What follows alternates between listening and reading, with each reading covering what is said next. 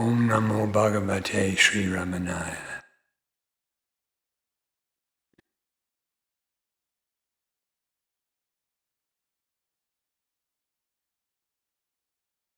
Dialogue number 500. The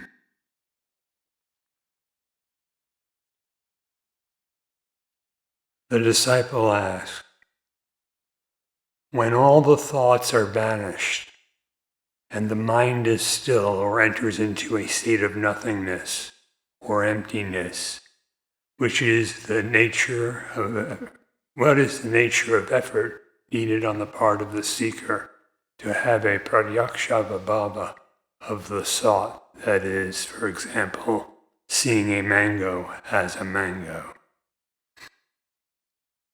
Sri Bhagavan replied,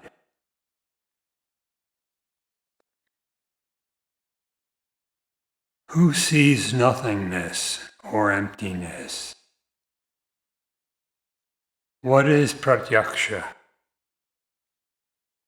Do you call perceptions of a mango pratyaksha? It involves the play of karma, karta, and karya, action, doer, and deed. So it is relative and not absolute.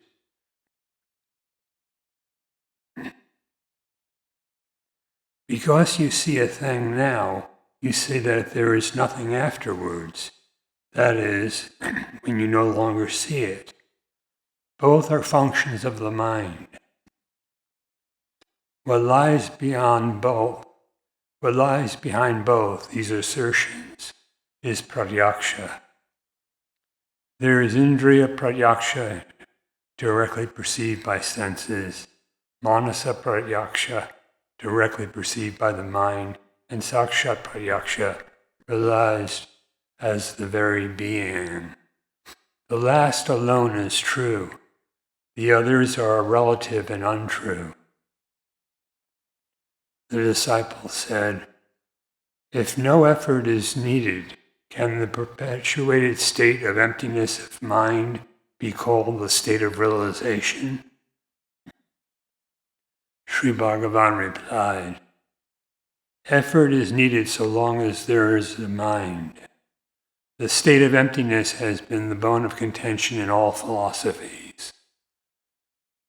The disciple said, is there anything like pratyaksha bhava in the state of realization, or is realization merely felt or experienced as the very being or sthiti of the soul? Sri Bhagavan replied, pratyaksha is very being, and it is not a feeling, etc. The disciple said, until the seeker realizes that he is the sought, the above question rises for him. Sri Bhagavan replied, true, see if you are the seeker. The self is often mistaken for the knower. Is there not the self in deep sleep, that is, nescience? Therefore, the self is beyond knower and knowledge. These doubts are in the realm of mind.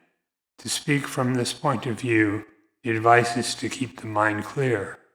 And when rajas and tamas are wiped off, then the sattva mind alone exists. So the I vanishes in the sattva.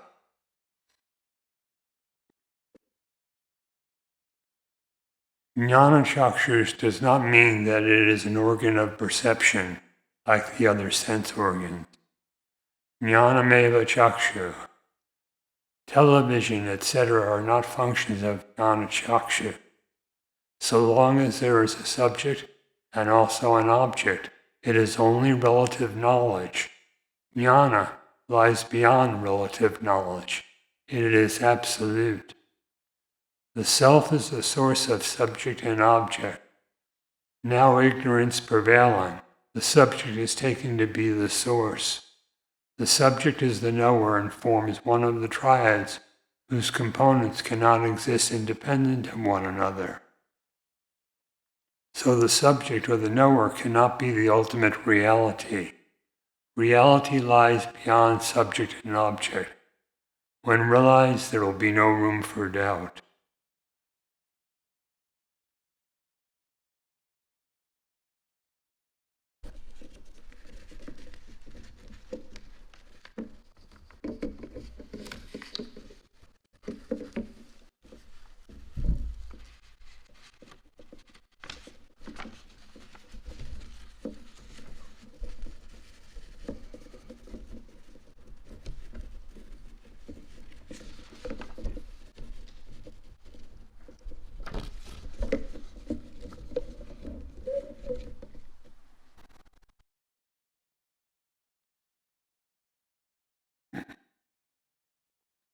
Vidyate hridaya grante chidyante sarvara samshaya.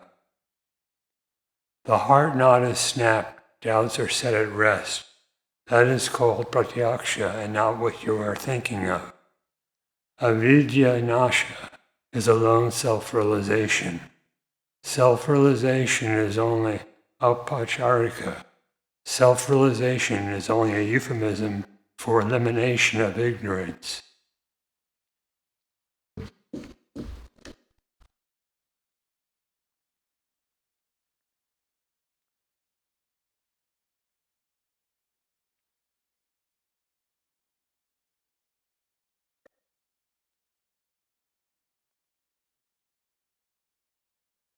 The first question concerns a state or experience of nothingness or emptiness, and what effort should then be applied.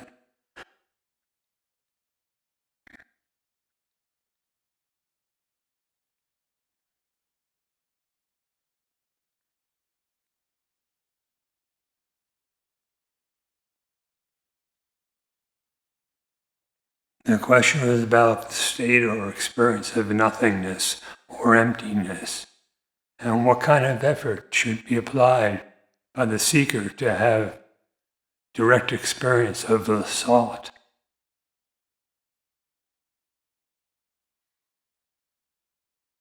He gives an example to see a mango just as a mango, in other words, as it is. Sri Bhagavan explains to him, who sees nothingness or emptiness? What is pratyaksha? Do you call perception of a mango pratyaksha?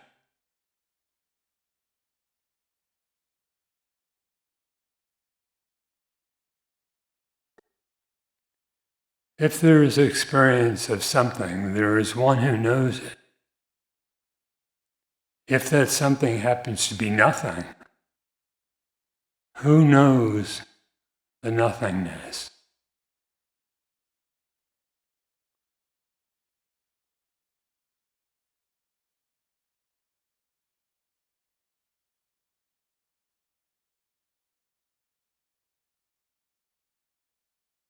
Nothingness cannot be known by nothingness. So what is it that knows?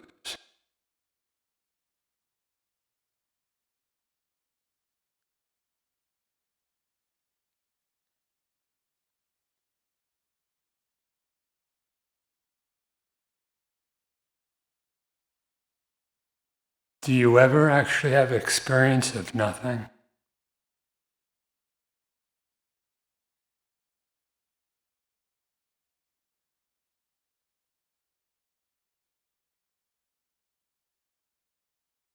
Is not the consciousness that knows ever existent?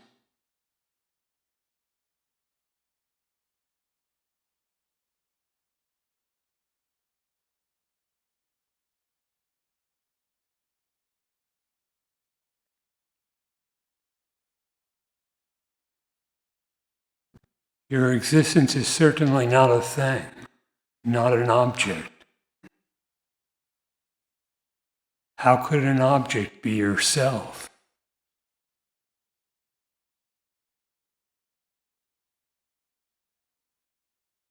What you are, existence itself, cannot be nothing. There is always existence, and it is self-known.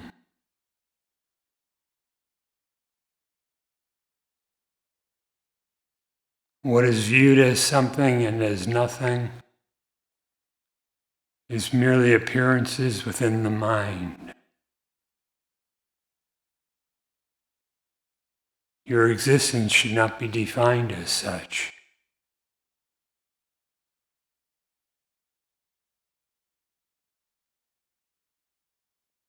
Who sees nothingness or emptiness?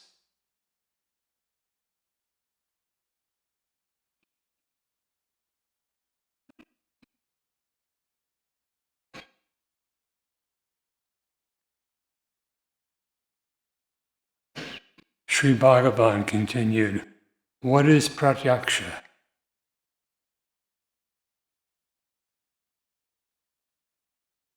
The term means direct experience.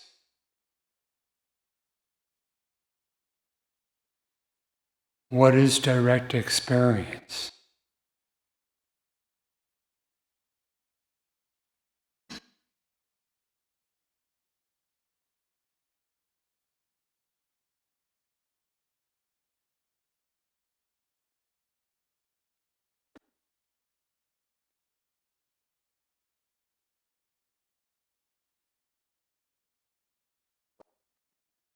Do you regard what is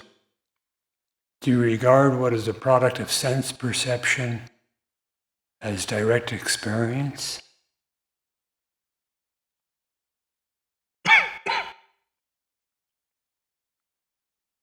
Are objects perceived direct experience?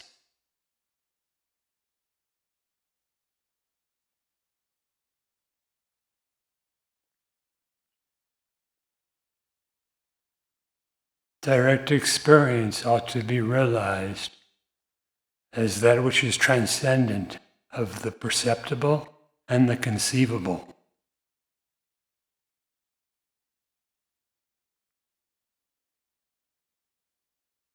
That is, it does not come through sensation or mental concepts.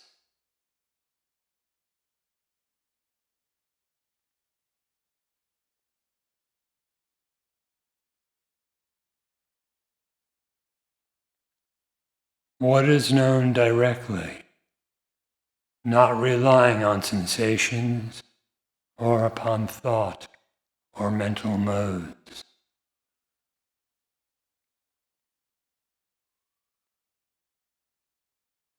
If that is realized as it is, such can be regarded as direct experience, in which there is no duality of any kind, no differentiation,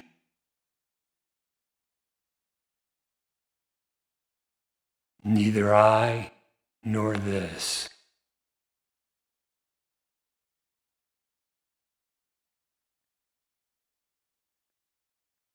Do you call perception of a mango pratyaksha?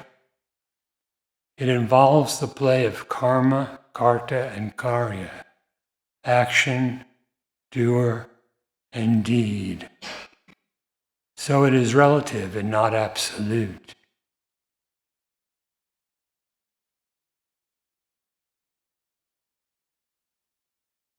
Because you see a thing now, you say there is nothing afterward. That is, when you no longer see it. Both are functions of the mind.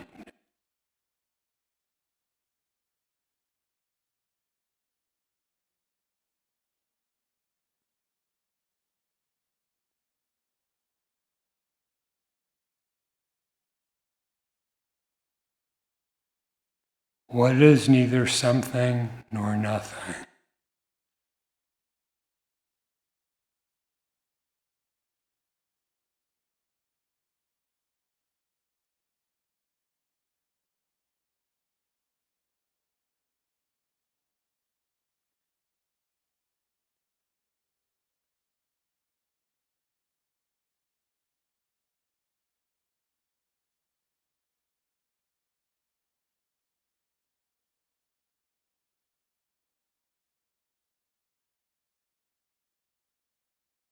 What is experienced within the three states of mind, waking, dreaming, and deep dreamless sleep,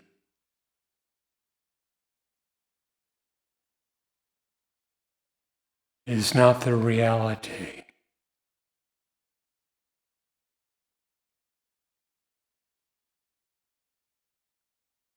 If you are not any of the content of the three states, which involve something in awake or dreaming, and nothing when experiencing deep sleep,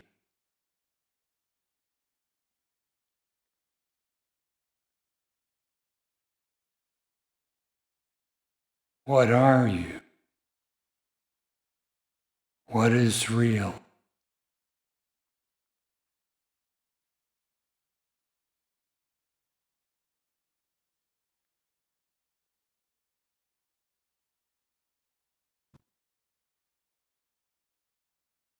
What lies behind both these assertions, behind or beyond something and nothing?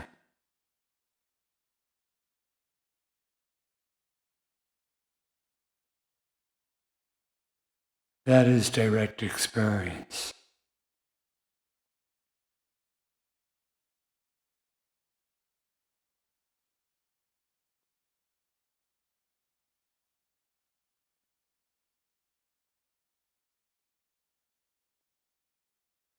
There is indriya pratyaksha, directly experienced by the senses.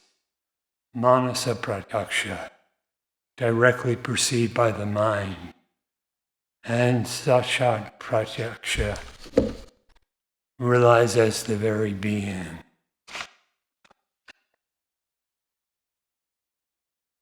The last alone is true.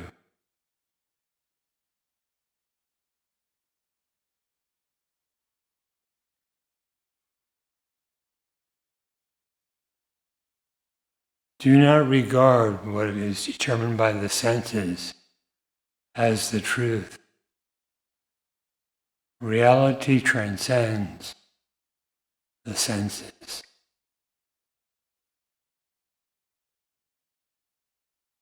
If you cease to regard the sensations as real, what then is?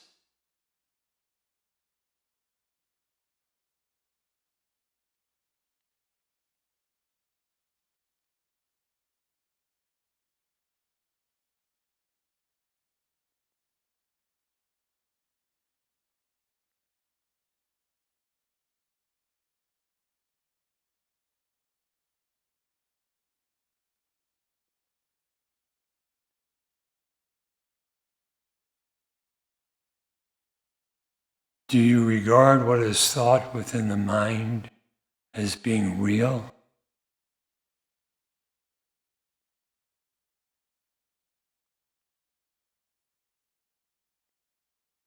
If you cease to regard what is thought of as real, what then is the truth? What then are you?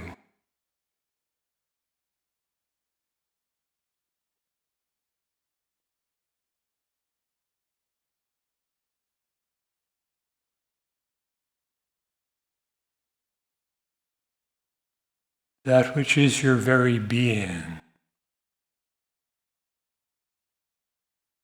neither sensed nor conceived, is reality. That alone is the self. That alone is true. The others, all that comes to you via the senses and the mind, are relative and untrue.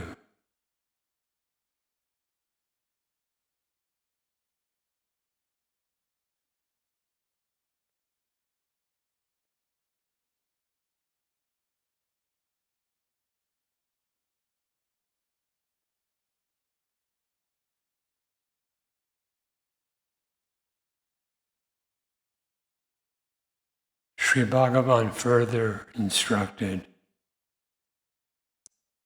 Effort is needed so long as there is the mind. The state of emptiness has been the bone of contention in all philosophies.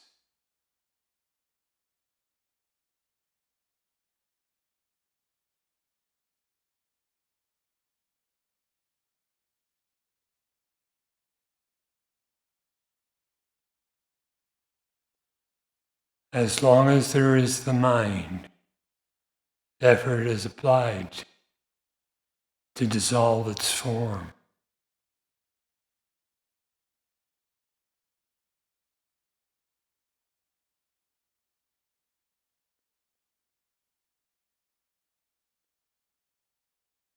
What is the effort applied?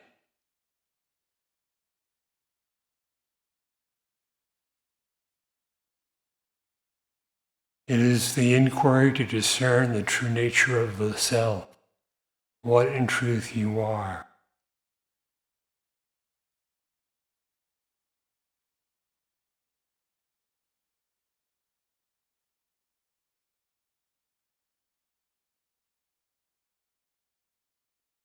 Such inquiry results in the knowledge of one's very being, in which knowing and being are one and the same. That alone can be truly considered direct experience.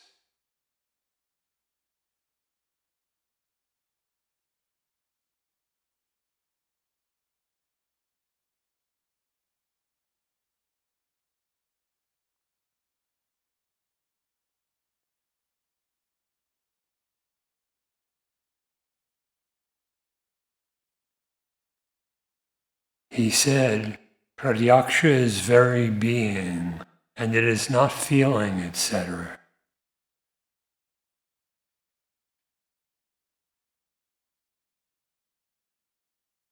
What is your very being?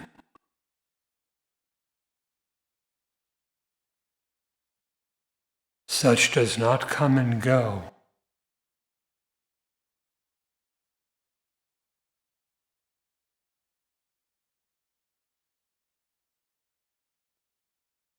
Such is neither born nor dies.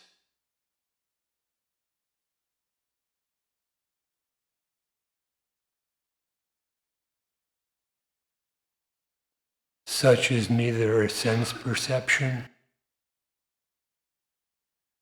nor a sensing entity.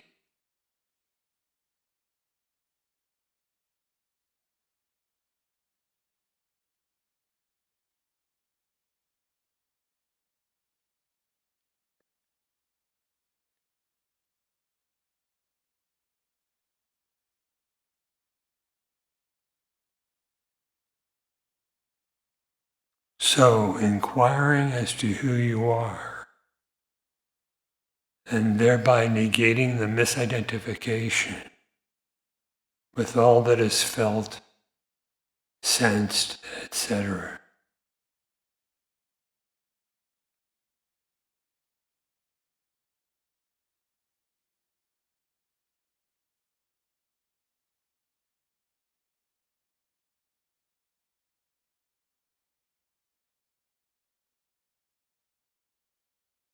What is your very being?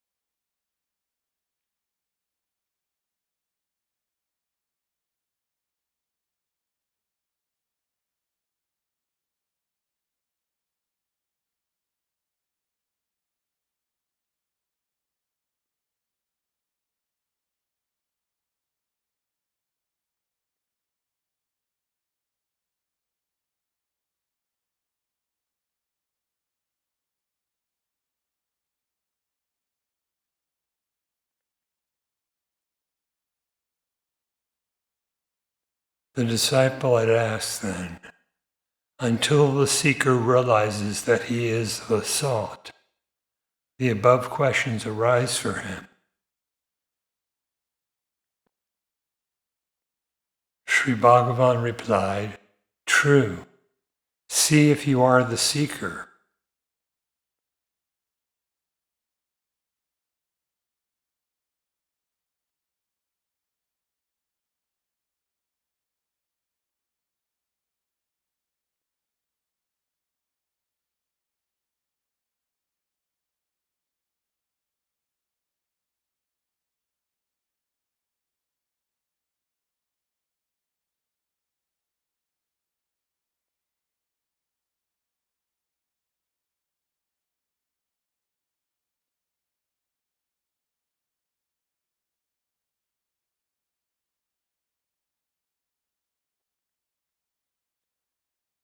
Are you a seeker?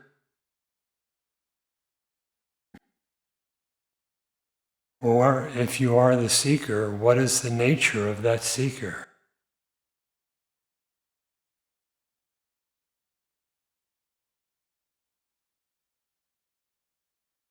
What is the direct experience of himself?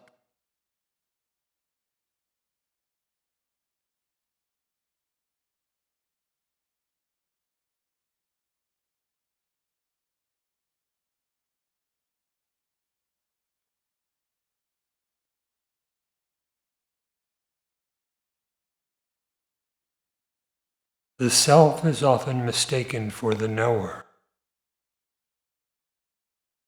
an individual embodied knower is what is meant. Is there not the self in deep sleep, that is, in nescience? Therefore the self is beyond knower and knowledge.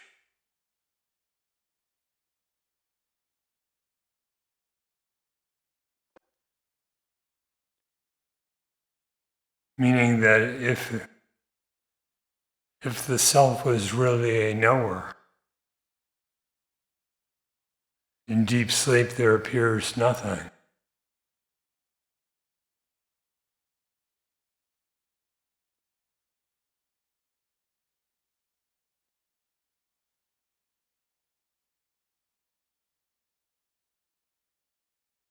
Yet the self is still there, still existent.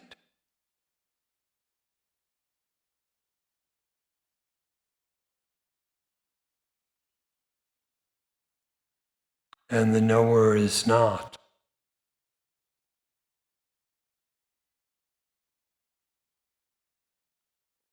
Therefore the self is beyond knower and knowledge.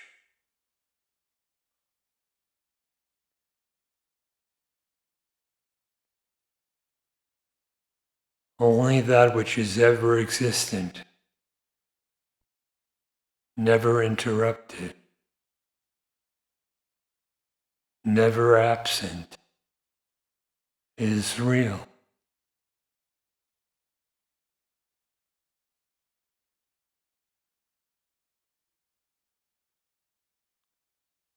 If the real nature of the knower is known,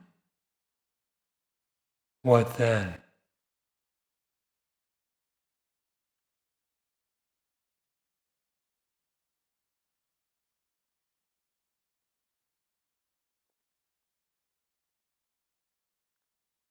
If the real nature of knowledge is known, what then?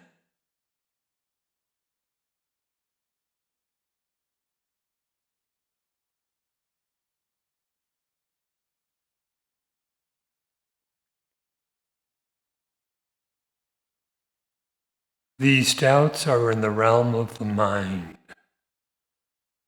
To speak from this point of view, the advice is to keep the mind clear, and when rajas and tamas, the gunas, are wiped off, then the sattva mind alone exists.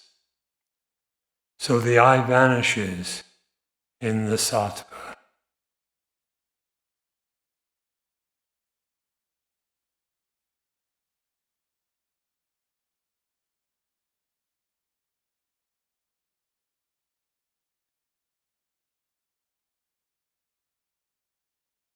How do you keep the mind clear?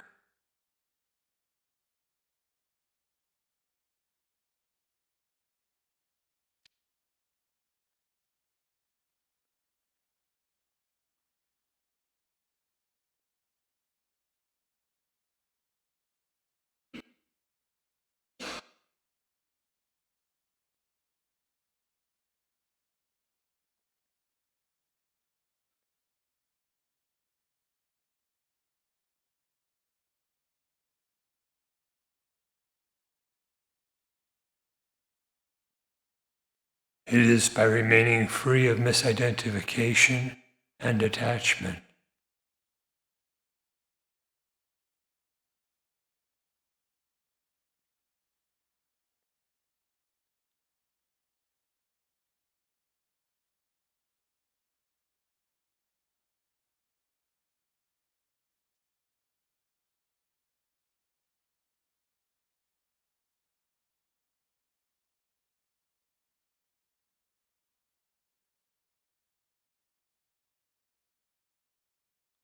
The I vanishes in the sattva.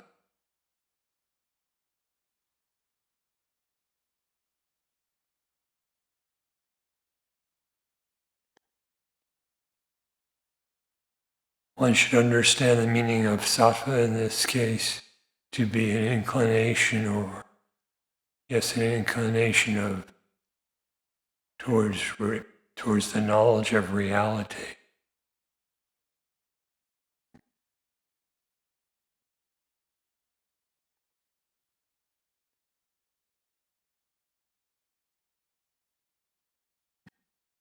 When the I vanishes, what remains?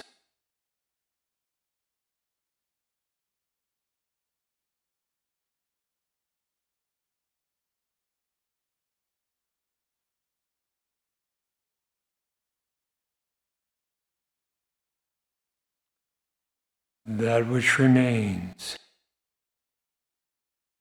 truly eyeless, is direct experience or true knowledge.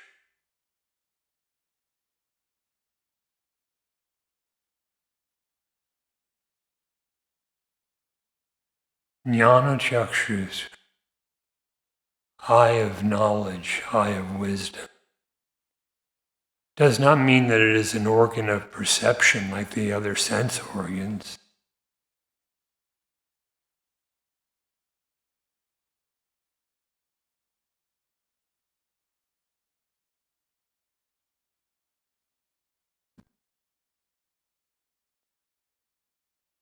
It is knowledge alone that is the I.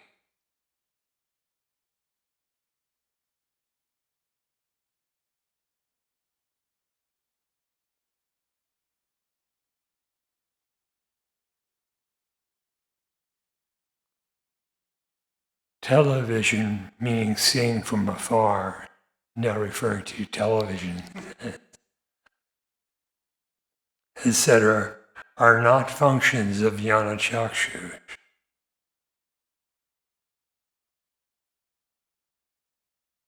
The eye of knowledge, the eye of wisdom, is something other than that.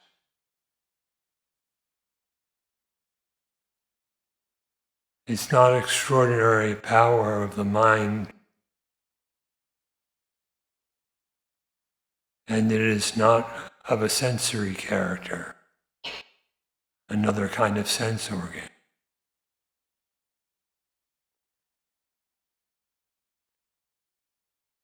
What is the eye of knowledge?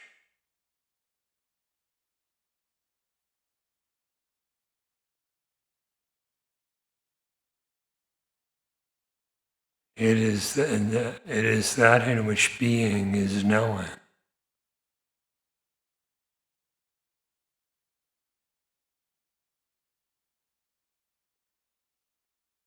It is supreme knowledge. As long as there is a subject and also an object, it is only relative knowledge. Knowledge or wisdom lies beyond relative knowledge. It is absolute.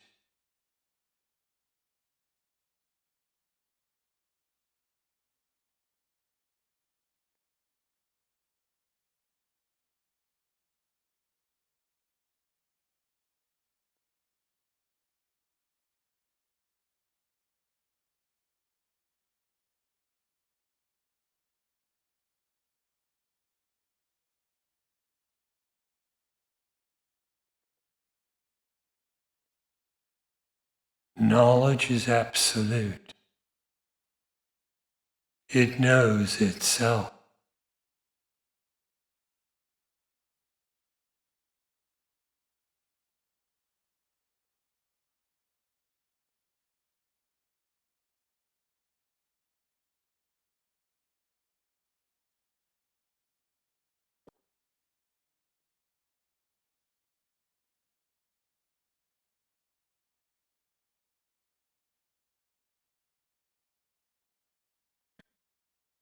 If you abandon the objectifying outlook, you pass beyond subject and object altogether.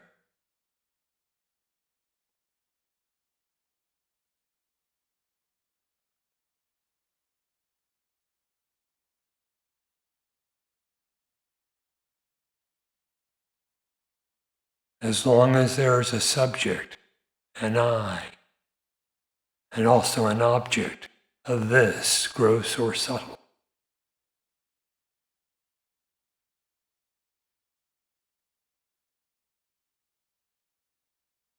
This is only relative knowledge or illusion,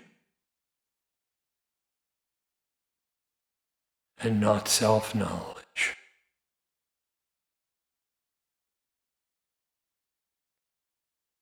The self is the source of subject and object.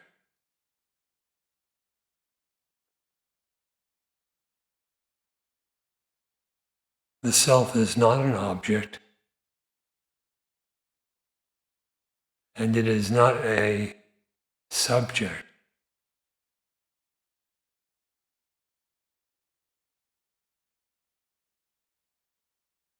It cannot be an object to itself, and it cannot be a subject of itself. What is such knowledge?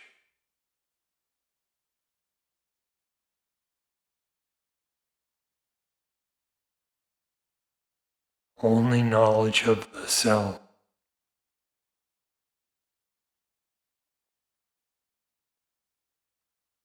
He says, now ignorance prevailing, the subject is taken to be the source. The subject is the knower and forms one of the triads whose components cannot exist independent of one another. The triad being knower, knowing, and known.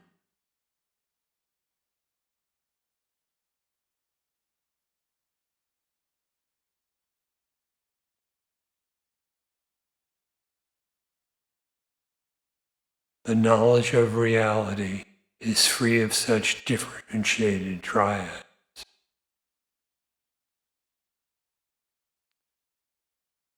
The knowledge of reality is the knowledge of the self.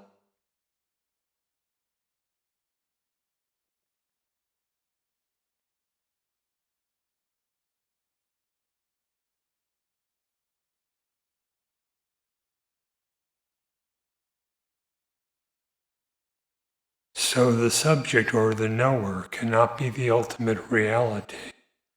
Reality lies beyond subject and object. When realized, there will be no room for doubt. You are not an object. You are not a subject. What are you?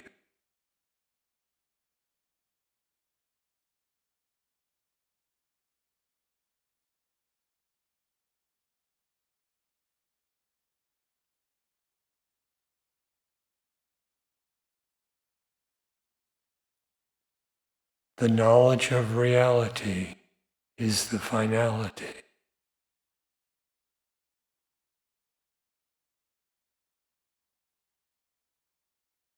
Reality lies beyond subject and object.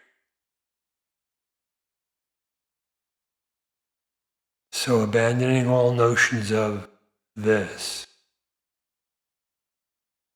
and discerning the nonexistence of I,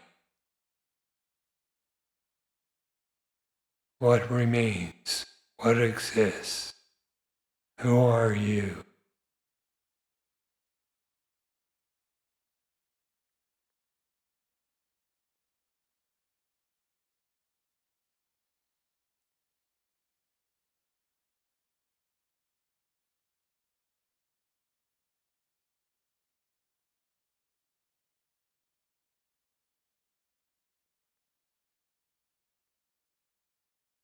Then Sri Bhagavan quotes a shastra. The heart knot is snapped or cut. Doubts are set, all doubts are set, all doubts are set at rest.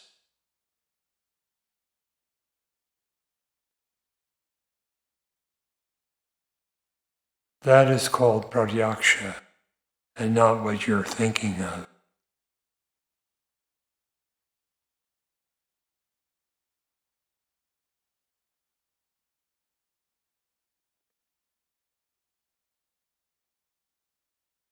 The heart knot, that which seems to tie together the body and the infinite consciousness, makes them appear as if they were the same thing.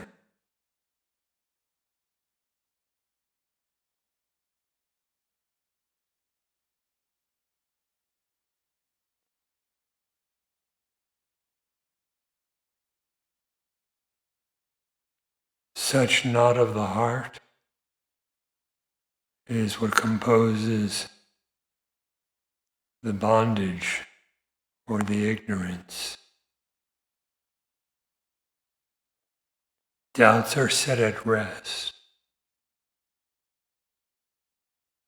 All doubts are set at rest.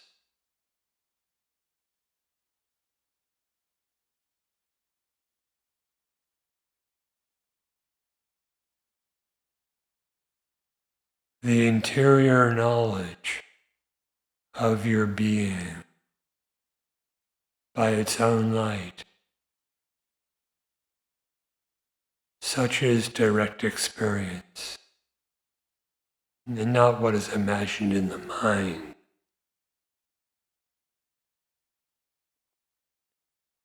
Avidya nasha is alone self-realization. That is, the destruction of ignorance is alone self-realization. How to bring about the destruction of ignorance?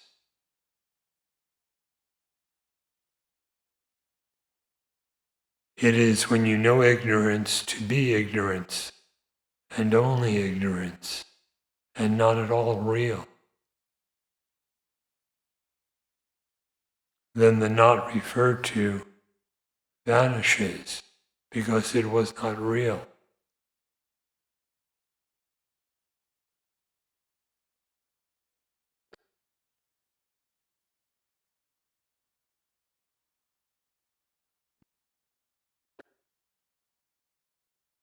Self-realization is only apacharika,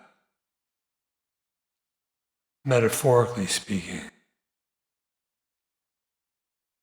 Self-realization is only a euphemism for elimination of ignorance.